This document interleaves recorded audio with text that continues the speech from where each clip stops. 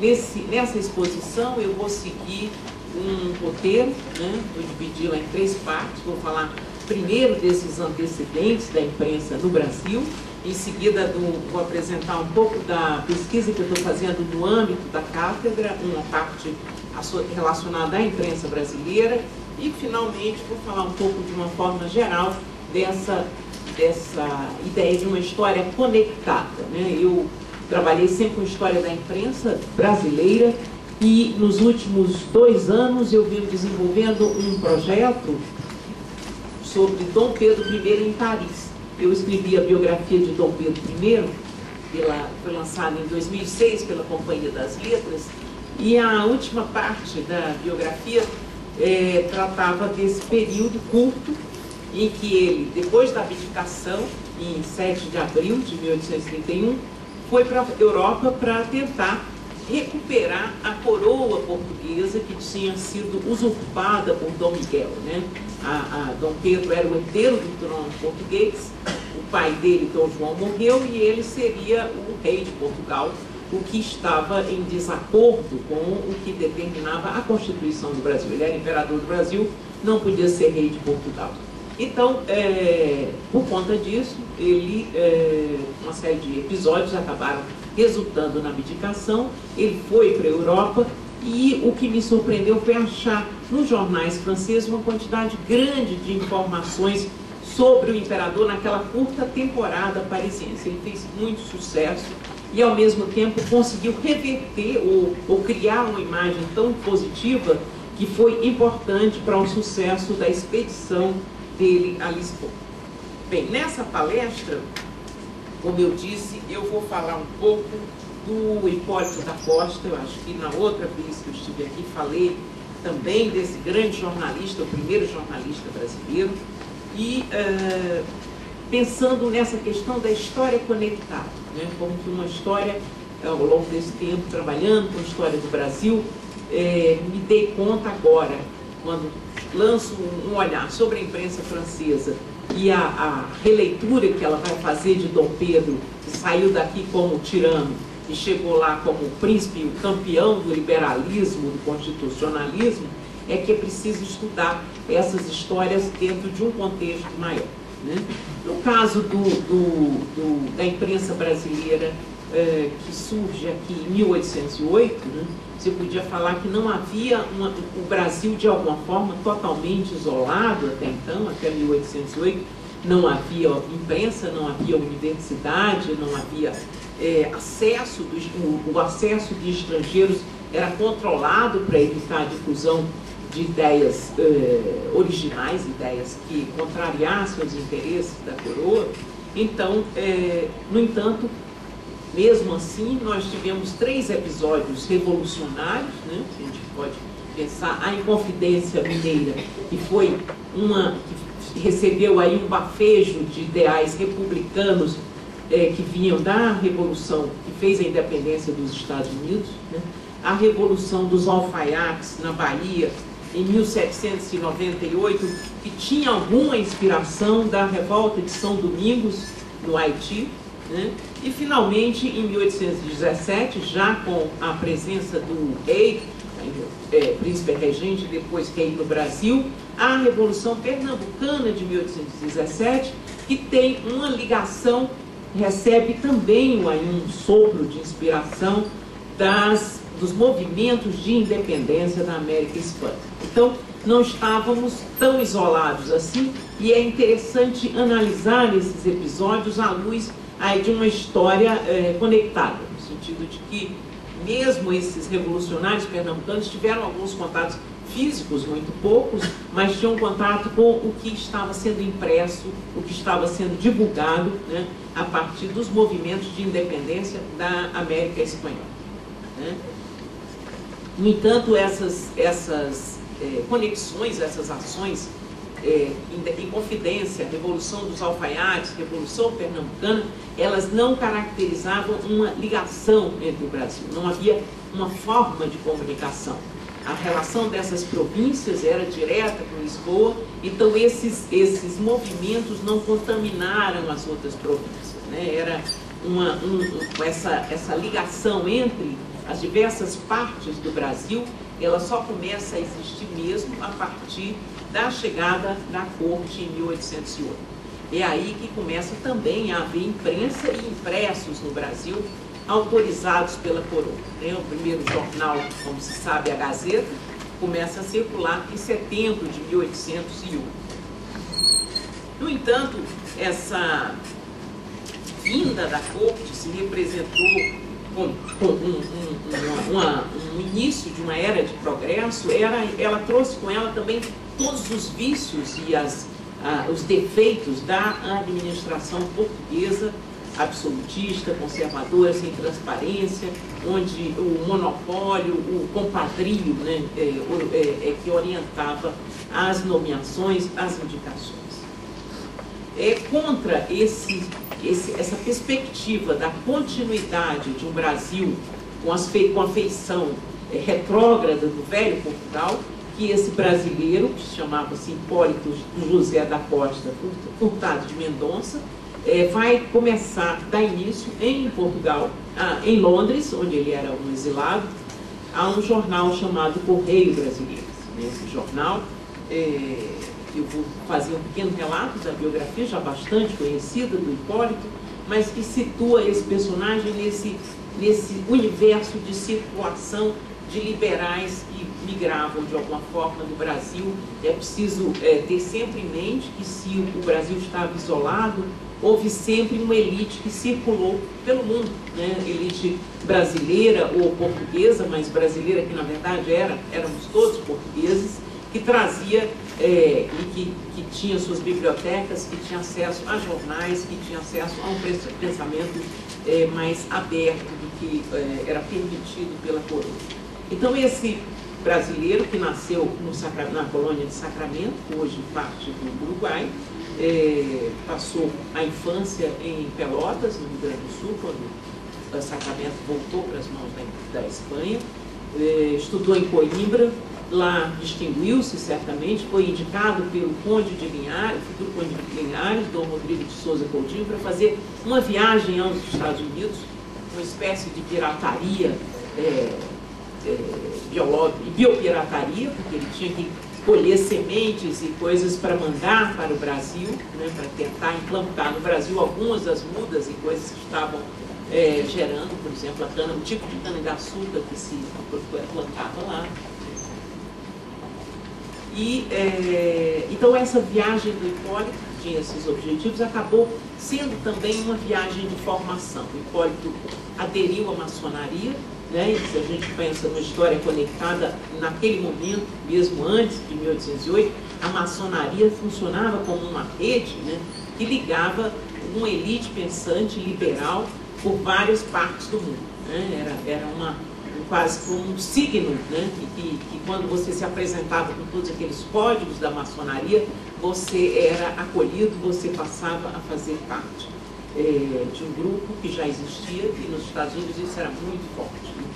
E o Hipólito, aderindo à maçonaria, ele deixa dessa viagem um diário, o diário de minha viagem a Filadélfia, eu creio que é o único documento de um brasileiro que viveu nos Estados Unidos e vai mostrar uma série de aspectos da sociedade americana que faziam contraste, né, com o que se vivia no Brasil. Liberdade de imprensa, parlamento, presença das mulheres na rua, na vida pública, universidade, negros que em Nova York circulavam e tinham um espaço completamente diferente do sul dos Estados Unidos, votavam, participavam das eleições, etc.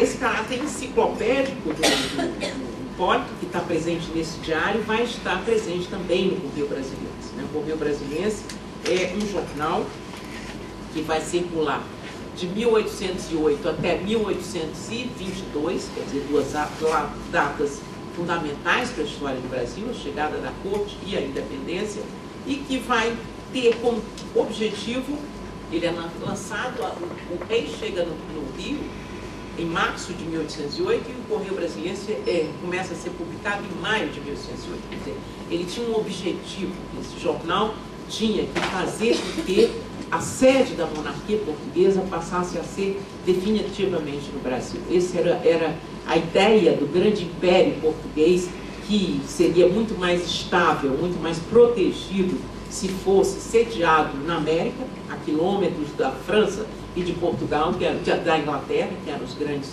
temores, né, do Dom João VI e da coroa portuguesa sempre. Essa perspectiva de manter a grandeza de Portugal com uma sede na América era uma das intenções do Hipólito. Então, esse é um jornal que tem o objetivo de formação, né? Esse jornal tinha o formato de uma revista acadêmica, eram de 80 a 140 páginas, era mensal. Ele reproduzia os boletins e informações importantes que circulavam na imprensa enfim, mesmo documentos europeus que podiam interessar os brasileiros. Você pode encontrar, por exemplo, as últimas campanhas, a grande campanha, a derrota de Napoleão na Rússia, ela está registrada através dos boletins que o Hipólito reproduz ali. Mas mais importante que tudo são as ideias que aquele brasileiro, um liberal, vai tentar difundir aqui, que são ideias de um parlamento atuante, de liberdade de imprensa, do fim dos monopólios, do fim da escravidão, né? Acho que foi o primeiro brasileiro que vai se manifestar de forma aberta e declarada pela necessidade de acabar com a escravidão, não só pelo sofrimento dos escravos, mas pelo que ela representava de prejuízo no sentido do desenvolvimento do Brasil, do progresso dos brasileiros em geral, inclusive dos brancos, né? Era uma contradição que o Brasil, que queria ser livre e independente, mantivesse escravos. Ele estimularia a imigração, né? A coisa de trazer para o Brasil imigrantes habilidosos, né? Formados na indústria e nas coisas importantes de progresso da Europa, para que aquelas pessoas difundissem aqui esses conhecimentos. Enfim, o Hipólito, então, foi um precursor, né, nesse sentido. O jornal dele tinha como objetivo formar elites, né, quadros pensantes brasileiros que mais tarde influíssem nos destinos do Brasil, formar uma nova elite diversa daquela elite portuguesa. Ele pertencia ao que se convencionou chamar reformismo ilustrado, quer dizer, são intelectuais como ele, como José Bonifácio de Andrada, por exemplo, que faziam parte de uma corrente que acreditavam que uma monarquia, ainda que absolutista, mas com um soberano benevolente como Dom João VI, poderia implementar essas transformações, essas modificações que fossem benéficas a Portugal e ao Brasil, né? No entanto, os portugueses não estavam contentes. Em agosto de 1820 fizeram uma revolução, a Revolução Constitucionalista do Porto. Essa revolução se prende a essa linha que, num estudo recente sobre a Revolução de 1830, um trabalho publicado na França há pouco tempo, meu colega Emmanuel Fouquex publica uma série de textos.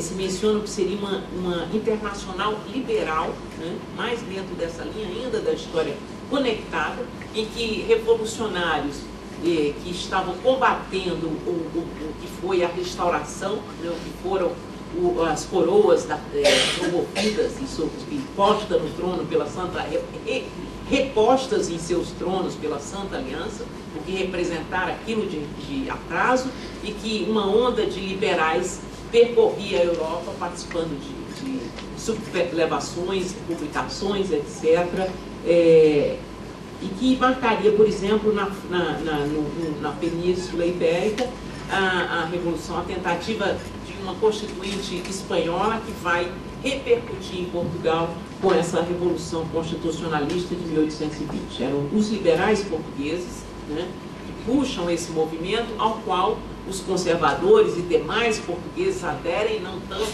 pelas ideias liberais, mas pela insatisfação profunda que reinava em Portugal com a inversão de papéis, né? Como diz o Hipólito da Costa, o Rio de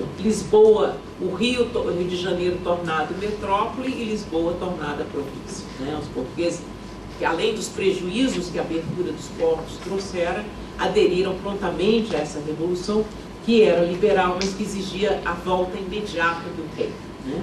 Essa revolução foi bem recebida também pelos liberais brasileiros, né? Já havia aqui uma onda, uma linha de liberais de origem republicana, mas que tinham aderido ao projeto de monarquia constitucional, até porque a República estava estigmatizada pela experiência do terror na França, né?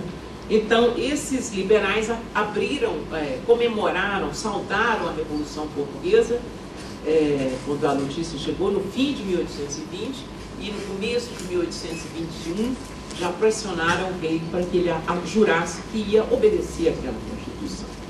No entanto, logo ficou claro que a Revolução era bifronte, era liberal para Portugal e recolonizadora para o Brasil. E essa virada dos liberais brasileiros acontece através da imprensa durante o ano de 1821, com jornais como o Revérbero Constitucional Fluminense, o Correio do Rio de Janeiro e outros, que vão se manifestar contra a tentativa dos portugueses as tentativas não, os decretos que vinham de Portugal, determinando que as províncias se comunicassem diretamente com Lisboa, que fossem extintos aqui os tribunais que tinham sido implantados pelo rei, as escolas que havia de medicina na Bahia, etc. Uma série de medidas que eram claramente retroativas, né, que faria o Brasil retrogradar ao que era antes de 1815, quando o Brasil fora elevado a rei. Quer dizer, o Brasil já tinha o mesmo status que Portugal. Finalmente, essa imprensa ela já tem um caráter, e é interessante porque eu falei desses três movimentos, a independência, a Inconfidência, a revolta dos alfaiates e a Revolução Pernambucana, esses movimentos que tinham um repertório de ideias republicano ou até mais radical, até federalista, democrático, uma palavra quase indecente de se falar naquele contexto, e essas ideias reaparecem aí com caráter, aí com uma imprensa já constituída em várias partes do Brasil, ainda sob censura, mas liberada a partir de 1821, e aí esse novo repertório já não é mais o repertório de um Hipólito da Costa, de um Zé Bonifácio, que eram filhos do reformismo ilustrado, essa versão de uma política que teve origem no Marquês de Pombal, né, de que era possível mudar sob a liderança que Dom João VI não liderava ninguém, mas sob o reinado de um rei benevolente era possível adotar modificações que levassem o Brasil e Portugal ao progresso. Com esse movimento, esses movimentos que marcam a independência, que estão nesses jornais, que vai ter o apelo de um discurso, né? Um discurso que também é internacionalizado pela vulgarização de ideias do Rousseau, vai estar na epígrafe de quase todos esses jornais, né? Uma espécie de retórica apropriada por jornalistas que se percebia de pouca cultura, mas que servia aos brados, a um tipo de apelo revolucionário e que, pasmem, encantaria inclusive ao jovem príncipe, depois imperador Dom Pedro, que escreveria muitos artigos bradando o seu constitucionalismo, o seu liberalismo, etc. Esse é um momento que vai durar até 1823, o Brasil vai ver uma imprensa atuante, combativa, excessivamente, chegará ao paroxismo das agressões físicas, das ameaças, etc., com a presença de estrangeiros que por aqui desembarcavam. Havia mesmo um carbonário que tinha vindo da Sardenha, o Grondona, e que aqui publicaria um jornal onde o seu alvo seria a Santa Aliança e a possibilidade da Santa Aliança, através da imperatriz, Dona Leopoldina, que era filha do imperador da Áustria, influir nos destinos políticos do Brasil, né? Era a tentativa de preservar uma bandeira, um destino liberal e constitucional para o Brasil, num contexto em que na Europa a restauração havia, a partir de 1815, com a última volta e derrota de Napoleão, os Bourbons assumindo o trono da França e toda a aliança que farão os reis vai mudar vai colocar no índex, vai colocar no ostracismo todos esses movimentos liberais que passam, a maçonaria passa a ser muito mais vigiada, etc. Então, isso era tudo que os liberais brasileiros não queriam, né?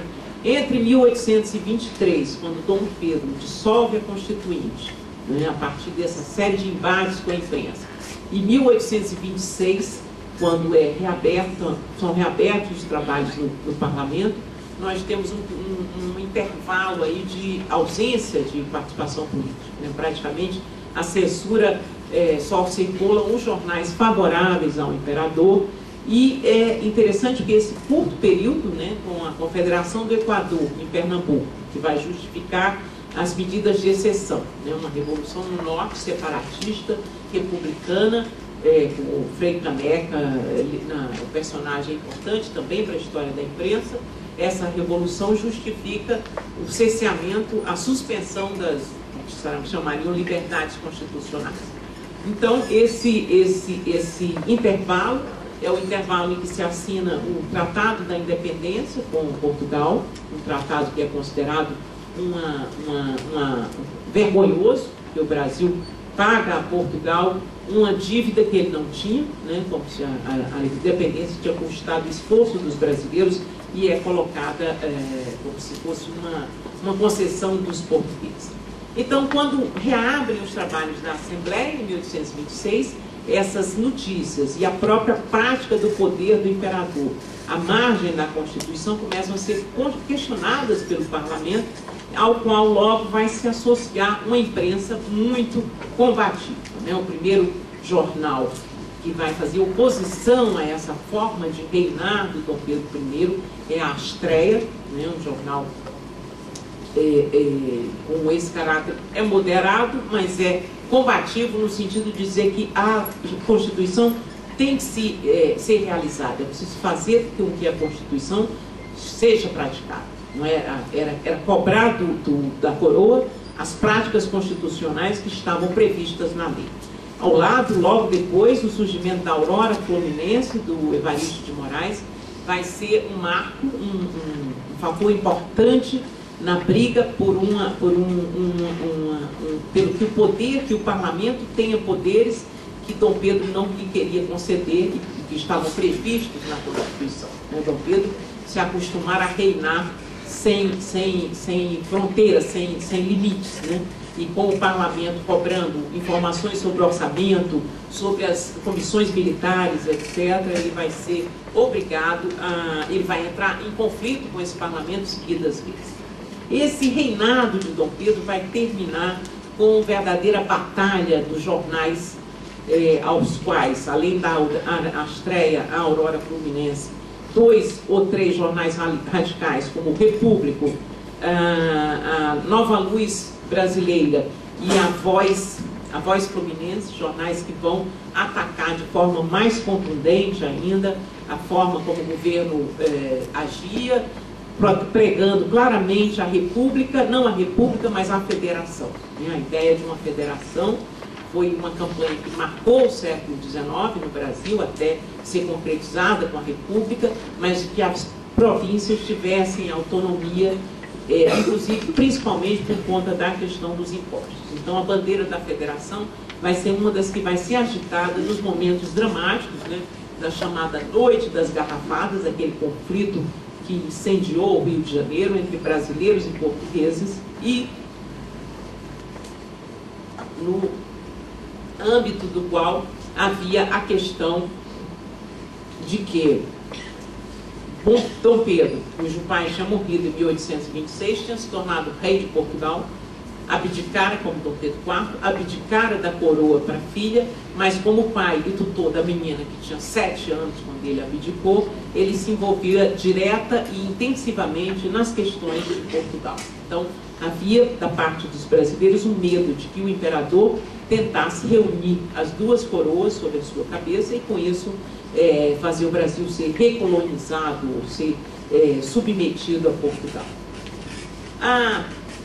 Outro aspecto, quer dizer, o trabalho que eu estou fazendo nesse momento, que é o primeiro capítulo desse livro sobre Dom Pedro a partir da abdicação, ele analisa uma notícia interessante, porque John Armitage, né, um comerciante inglês que viveu aqui até 1836, se não me engano, enfim, esse inglês escreveu uma história do Brasil, suspeitas que o tem escrito junto com o Evaristo da Veiga, mas o fato é que Evaristo fez a tradução.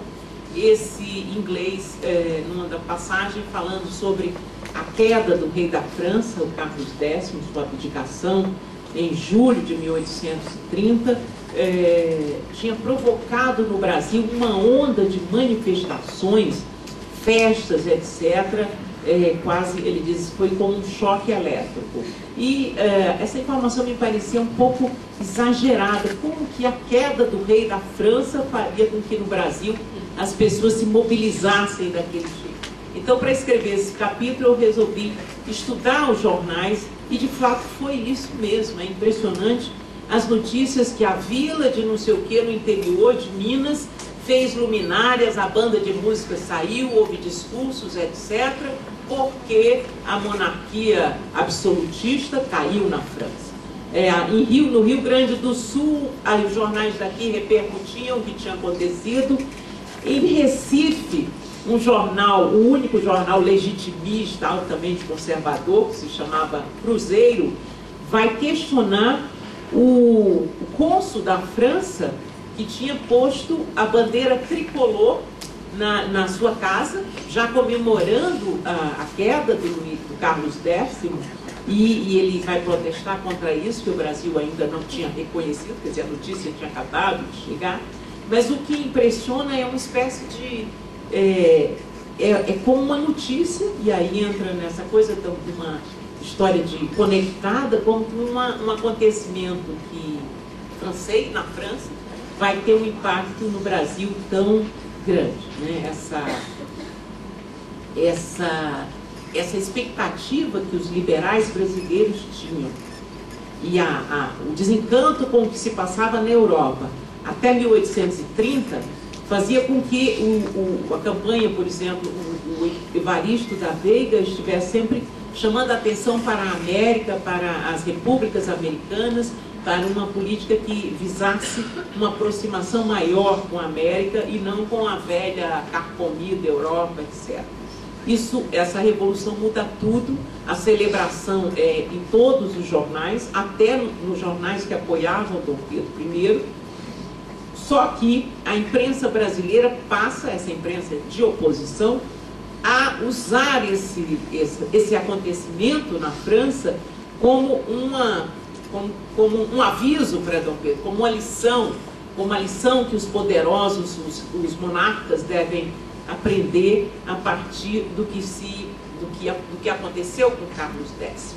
Então, é muito interessante que esse acontecimento, que vai ser questionado pelos jornais brasileiros, que no primeiro momento os jornais que apoiavam Dom Pedro também vibraram com a Revolução, mas no segundo momento um deles, o Brasileiro Imparcial, vai dizer, diante do entusiasmo, enfim, tanto de matérias que os outros jornais falam, diz assim: o que tem a ver conosco um acontecimento a 2.000 léguas de distância com um povo que nada tem, quer dizer, um rei que caiu lá do outro lado do Atlântico. Então, essa estreita conexão que se estabelece nesse momento, né, é tão forte que, apesar de alguns jornais favoráveis a Dom Pedro dizer Pedro não é Carlos, quer dizer, Pedro I não era Carlos X, não vai acontecer, porque o Brasil não é França.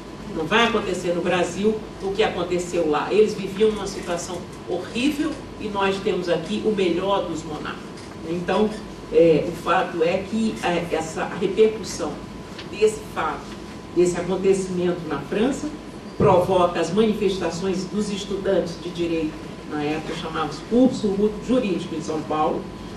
É a comemoração pela queda do Carlos X que vai criar o episódio da morte de Líbero Badaró, né? É Líbero Badaró que vai no seu jornal fazer também essa ligação, e em seguida os estudantes que saíram às ruas com banda de música comemorando a queda do tirano, etc., etc., foram censurados pelo ouvidor de São Paulo, de Aquiaçu, e o Badaró toma defesa dos estudantes e depois é assassinado naquele contexto.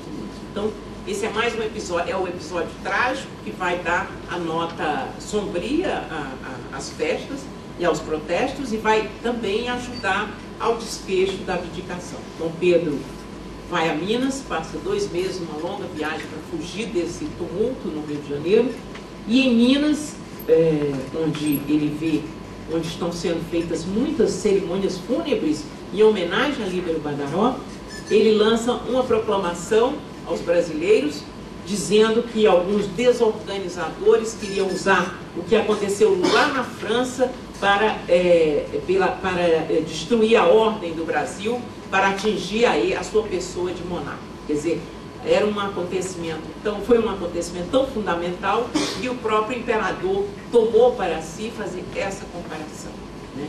Não adiantou, teve logo na volta dessa viagem a Minas o acirramento dos conflitos entre brasileiros e portugueses nas ruas do Rio.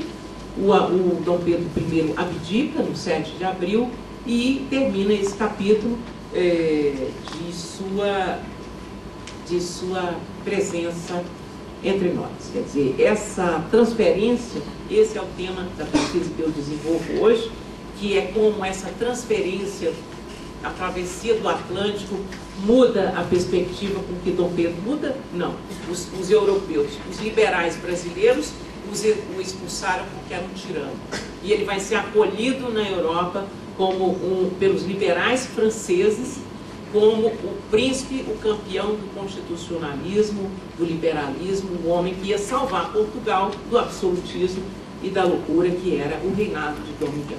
Então, essa visão, esse processo, né, ele é trabalhado pela imprensa francesa de uma forma intensa. Ele sofre, como aqui havia defensores de Dom Pedro e pessoas que o atacavam, lá também ele sofre uma série de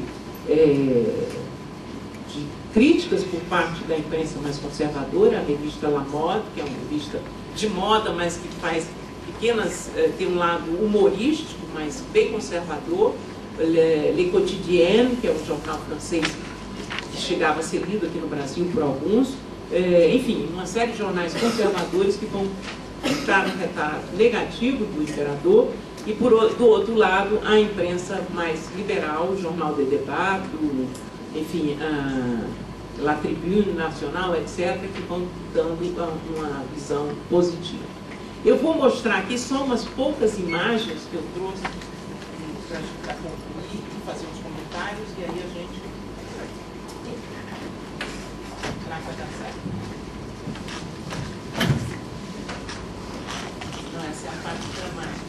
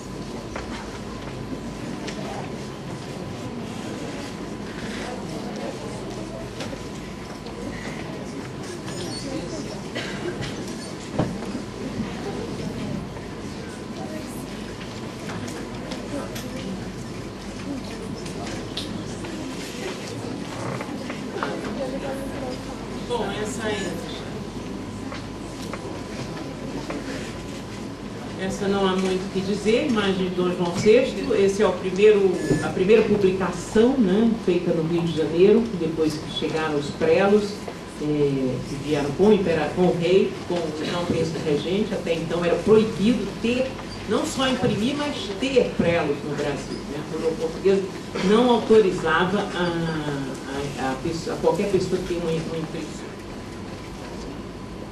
E agora? Só a flechinha de baixo. Ah, é. Abaixo, não é? Eu acho que essa é uma caixa de baixo. Ah, tem que fechar isso aqui. Mas por que isso faz? Ela abre e depois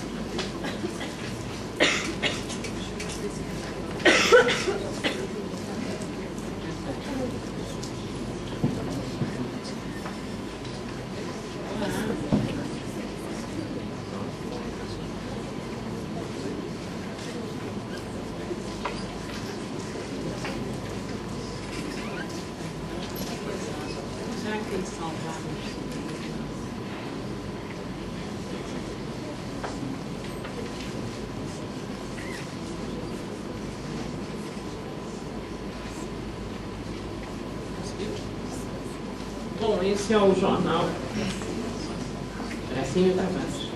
É o primeiro jornal brasileiro, o Correio Brasiliense, publicado em Londres, como vocês estão vendo. O seu redator, Hipólito da Costa, esse personagem formidável de uma aventura, uma vida cheia de lances de aventura. Eu vou escrever uma biografia dele, espero quando terminar esse outro livro, para o objetivo. É uma figura extraordinária e o jornal é uma fonte para você trabalhar com a história do Brasil dos primeiros anos do século, e não só do Brasil. É uma fonte formidável para documentos, para coisas importantes sobre o que estava sendo feito entre nós.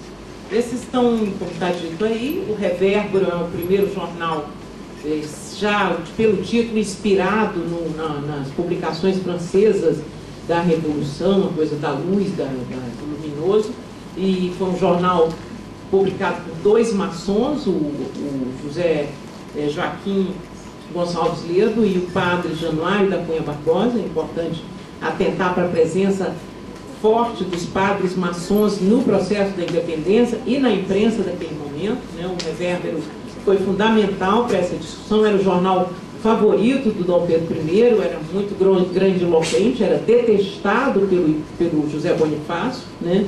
José Bonifácio falava dos dragões, 100 dragões da retórica do Revérbero, etc. O outro jornal, Correio do Rio de Janeiro, foi o jornal que pediu a Constituinte para o brasileiro, né? Ele fez a campanha, puxou um abaixo-assinado em 1820, em abril de 1822, e foi um sucesso. Era um português, um comerciante português, e foi muito Joaquim Soares Lisboa, um personagem fantástico, que foi muito perseguido pelos outros porque era considerado uma pessoa de baixa extração, não era da elite, não estudou em Coimbra, como ele mesmo dizia. Então havia aí, mesmo nesse meio jornalístico, um preconceito. Ele teve um destino muito interessante, porque ele foi condenado depois da dissolução da Constituinte ao exílio. O navio que o levaria para a Europa parou em Recife, onde estava havendo a Confederação do Equador. Ele tinha uma ligação com o Frei Caneca, porque ele reproduzia os artigos de Frei Caneca aqui no Rio, nesse jornal, e ele aderiu e morreu no campo de batalha. Eu acho que da forma como ele mais... ele que era um retórico com essas frases. Bom, esses dois são jornais já da segunda fase, do que eu falei, a fase pós-1826, né, a Astreia e a Aurora Fluminense. Esse jornal Astreia, exatamente esse número, ele está anunciando a publicação pelo Plancher de uma edição, ainda em 1830, de uma edição da história da Revolução de 1830. É interessante que essa revolução já estivesse provocando uma subscrição para fazer um livro cuja renda seria destinada às vítimas, porque nos três dias gloriosos, cerca de 2.000 pessoas morreram nos combates, né, que deram origem à Revolução. Então, esse jornal, essa página especificamente, está conclamando as pessoas a aderirem a esse projeto de uma edição feita por um francês, e eram muitos os franceses que atuavam na imprensa brasileira. Esse jornal que eu menciono no texto, que eu acabei não lendo, mas é um dos mais radicais, o Repúblico, e aqui um fato que eu achei nesses jornais e que depois achei nos jornais franceses, é que na época correu o boato de que o Carlos X viria para o Brasil. Então, os mais radicais que acreditaram nesse boato ficavam dizendo que aquele... E é muito interessante o ódio que essas pessoas expressavam contra um rei que estava lá do outro lado, enfim, era um traidor, um canalha, etc. Faziam as piores ofensas ao Carlos X. E nesse episódio da possibilidade do Carlos X vir para o Brasil, eles são especialmente veementes. E aqui a notícia se repete no outro jornal radical, a Nova Luz Brasileira, mas eu coloquei isso ao lado do Fígaro, porque quando eu estava fazendo a pesquisa sobre Dom Pedro em Paris, eu achei esse artigo no Figaro, que é uma lenda, uma construção puramente literária do que teria sido a viagem de Carlos X ao Brasil, quando ele teria ido parar em Belém, em Belém, e lá tinha sido, o começo é interessante, que diz que ele, acreditando que ia ser recebido no Brasil como Dom Pedro foi recebido lá, veio todo animado, mas logo encontrou, sei lá, um bando de gente querendo devorá-lo, enfim. E o interessante também é a descrição da paisagem que essa narrativa tem sobre determinados espaços do Brasil. Ele desembarca em Belém do Pará, ele percorre alguns lugares da Amazônia, etc. Mas, enfim, ele está aqui por conta dessa coisa especular, né? Saiu aqui um boato e um ano depois, na França, um jornal humorístico, que era o Figaro, faz essa brincadeira. Isso aqui já parte do trabalho que eu estou desenvolvendo, que é um artigo de um crítico de teatro francês sobre a primeira aparição de Dom Pedro no Opéra de Paris durante uma peça, enfim, e é interessante porque, quer dizer, tem a ver com essa linha que eu estou desenvolvendo nesse trabalho, que é a questão da paródia, a história como paródia, né? Ele vai dizer que aquele espetáculo, que era Marion Delorme, era uma paródia, mas na plateia estava um imperador que tinha caído do trono, que era Dom Pedro I, e que era uma paródia do rei Carlos X. Mas a descrição toda da cena é ainda mais complexa, porque naquela mesma plateia, em outros jornais isso teria sido destaque, também estava o ex-Dei d'Alger, né? A Argélia tinha sido invadida, então ali tinha um outro soberano que tinha caído e que estava ali. Então ele faz um jogo entre essas três histórias, né, do Dom Pedro, o Dei d'Alger e o Carlos X, né, como histórias paródicas, como se a história estivesse, uma satiriza a outra. É isso, basicamente. Eu queria dizer que é uma pesquisa, essas pesquisas que eu faço nesse momento estão voltadas para uma conexão entre o que se passava lá e o que se passava aqui, mas principalmente entendendo esse movimento de ideias, de ações, etc., como parte de uma história do Brasil que precisa ser pensada, principalmente a história política, principalmente nesses momentos de maior inflexão, né? Momentos como a independência, quando a gente tem essa ligação com o Portugal forte, a abdicação mesmo, com esse repertório de notícias sobre Carlos X, mais adiante, durante o segundo reinado, a Guerra do Paraguai, que nos aproxima um pouco e nos faz ver um pouco quem eram esses nossos vizinhos, de quem a gente sempre falou, mas que na prática, pouca ligação, a gente sempre esteve voltado para a Europa. Finalmente, a questão religiosa é um momento importante na história do Brasil, E é impressionante, já aí no que diz respeito à imprensa ilustrada, porque esses ilustradores, a maior parte eram estrangeiros, boa parte é italiano e boa parte é anticlerical. Então eles vão ser a primeira vez que a caricatura brasileira vai contemplar padres, bispos e o Papa. E acho que a última. Depois disso você não vai ter uma caricatura tão radical com relação à igreja. Então, esses momentos ainda no primeiro reinado são marcantes desse tipo de embate, de transferência, de comunicação. A gente pode pensar que a República, apesar de inspirada nas questões exteriores, ela foi um movimento endógeno, né, mas marca uma coisa uma coisa provinciana, que vai ser o sentido do o que vão pensar de nós na Europa, né, que vai estar associado ao racismo, à exclusão de tudo que era marca de brasilidade da cena.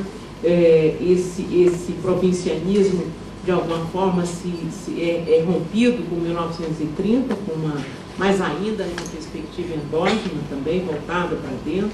E depois, né, no pós-guerra, pós-segunda guerra, o eixo de influência, de contatos que se volta para os Estados Unidos e faz com que aí uma outra história, né, de influência, de conexão, bastante de submissão, de dominação, vá se impor e que até hoje ela esteja presente de alguma forma na ação da imprensa, na imprensa empresarial, etc. Enfim, são anotações, né, que eu queria trazer para vocês, alguns trabalhos meus que já são conhecidos, eu acho, se bem que os alunos mudam. E eu agradeço a atenção, peço desculpa, ne parlez pas en français, c'est la